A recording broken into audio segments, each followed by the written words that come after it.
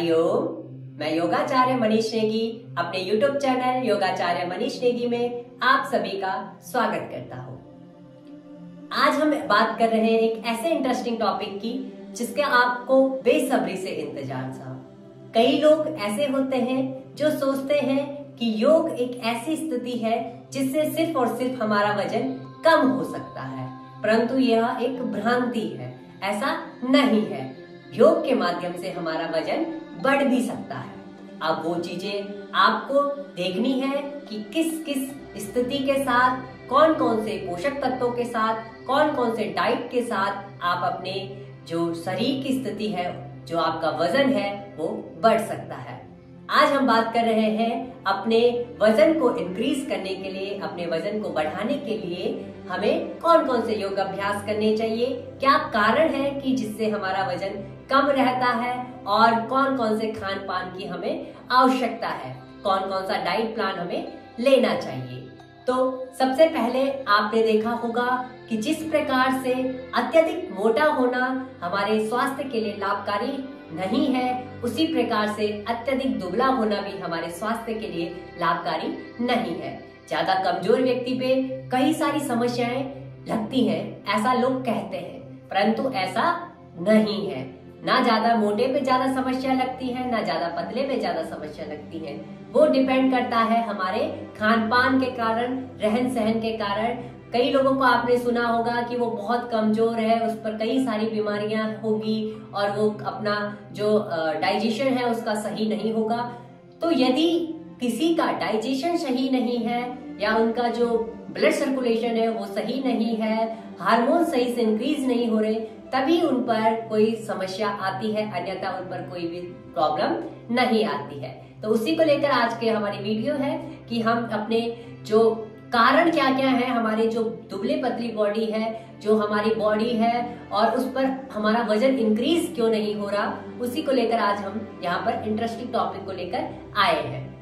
तो सबसे पहले हम जानते हैं कि क्या क्या कारण हो सकते हैं जिससे कि हमारी बॉडी बहुत ही पतली है और हमें अपने जो हमारा बॉडी का जो फैट है, या हम कह सकते हैं वजन हमारा है, वो बढ़ नहीं रहा। सबसे पहला होता है जेनेटिक प्रॉब्लम, यानी कि जो पीढ़ी दर पीढ़ी चल रही है। हमारे दादाजी भी पतले थे, पापा जी भी पतले हैं और हम भी पतले ही होंगे, ठीक है। इस पर हम कुछ भी रोक टोक नहीं कर सकते क्योंकि वो जेनेटिक है। दूसरा कारण हो जाता है कि हम अब जो खान पान खा रहे हैं उनमें पोषक तत्व भरपूर मात्रा में नहीं है, अर्थात हम कौन ऐसी चीजें खा रहे हैं कि जिसमें भरपूर मात्रा में हमारे पोषक तत्व हो, और यदि नहीं है तो फिर हम ऐसी चीजों का सेवन ना करें। तीसरा है कि हमारे जो औषधि यदि हम ले रहे हैं तो वो हमारे शरीर के लिए लाभकारी कितनी है, या उससे कोई साइड इफेक्ट तो नहीं है। ये भी एक समस्या है हमारे मोटे ना होने की, या फिर हमारी जो समस्या, हमारे जो फैट है वो कम रहता है, या फिर हमारा जो वजन है वो नहीं बढ़ रहा है, तो ये भी एक गंभीर समस्या है। अगला है कि कोई बीमारी, यदि किसी को डायबिटीज है, या जो ब्लड सर्कुलेशन सही से काम नहीं करता, लीवर में कोई समस्या है और टीबी की समस्या है, तो वो उनका वजन नहीं बढ़ता है। यदि किसी के कारण है तो आप समझ सकते हैं कि उनका वजन नहीं बढ़ रहा है, और यदि इनमें किसी का कोई कारण नहीं है तो आप अपना वजन बढ़ा सकते हैं योग के माध्यम। हमें खान पान से सही तरीके से हम खान पान को ले, किस प्रकार से हम खान पान को अपने शरीर के अंदर ले, उस चीज के लिए हमें अपने कैलोरीन की मात्रा को देखना होगा कि हमारे जो खाना हम खा रहे हैं उससे जो ऊर्जा आ रही है, कैलोरी आ रही है, वो कितनी है।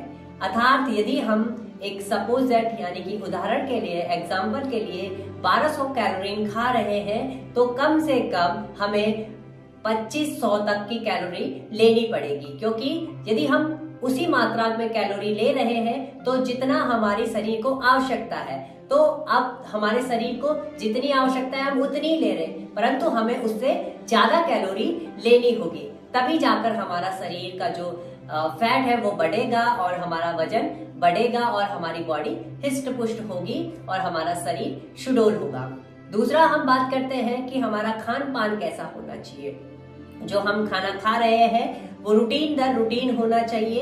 अर्थात आपको 3 टिप्स मैं दे रहा हूं, आपको उसको फॉलो करना है। पहले आपको नाश्ता बहुत ही अच्छा करना है, अर्थात जितनी आपको भूख है उससे ज्यादा ही आपको नाश्ता करना है। यदि आप सुबह उठकर नाश्ता नहीं कर सकते हैं, थोड़ा ही नाश्ता कर पाते हैं, तो आप स्टेप 1 स्टेप 2 में नाश्ता कीजिए। अब स्टेप 1 स्टेप 2 है क्या? स्टेप 1 यानी कि आपने जो 8 से 9 बजे के बीच नाश्ता किया। स्टेप 2 यानी कि 11 से 12 के बीच या 10 से 11 के बीच आपने जो नाश्ता किया। तो आप 2 मात्रा में नाश्ता कर सकते हैं यदि आप सुबह सही से नहीं करना चाहते हैं। दूसरा कि आपको जो आप खा रहे हैं, ठीक है, वो आपको थोड़ा थोड़ा 2-2 घंटे बाद खाना चाहिए। जिससे के कारण आपकी जो इंक्रीज बॉडी है, बॉडी इंक्रीज कैसे होगी, वजन कैसे बढ़ेगा, आपको 2 घंटे में कुछ ना कुछ स्नैक्स लेने होंगे, कुछ ना कुछ आपको खाना होगा प्रोटीन की चीजें को, कि जिससे कि आपका वजन बढ़े। तीसरा, आपको भोजन करने से पहले कुछ भी नहीं पीना है, या कोल्ड ड्रिंक हो, पानी हो, चाय हो, कॉफी हो, आपको 1 से 2 घंटे पहले कुछ नहीं लेना। इससे क्या होता है कि यदि हम कोल्ड ड्रिंक ले लेते हैं, चाय ले लेते हैं, पानी ले लेते हैं, तो हमारा पेट फूल जाता है या भर जाता है, और जिससे हमारा खाना खाने का मन नहीं करता है। तो हमें इन चीजों का सेवन नहीं करना है। आज का जो हमारा टॉपिक था वो था कि हम बॉडी को कैसे इंक्रीज करें। ये था हमारा पार्ट 1। पार्ट 2 में हम जानेंगे कि हम कौन कौन से योग अभ्यास करें जिसके माध्यम से हमारी बॉडी इंक्रीज हो। हम डेली बेस पर कौन कौन से योग अभ्यास करें। दूसरा, हम बताएंगे कि हमें नाश्ते में क्या लेना चाहिए, लंच में क्या लेना चाहिए और डिनर में क्या लेना चाहिए। तो पार्ट 2 देखना ना भूलें। और जो लोग दुबले पतले हैं वो अपने दोस्तों के साथ और अपने घर वालों के साथ, जो भी दुबला पतला है, उनको शेयर करें। क्या पता यह वीडियो उनके लिए लाभकारी हो और वो बहुत ज्यादा इससे लाभ ले सके। मिलते हैं पार्ट 2 में, तब तक के लिए हरि ओम।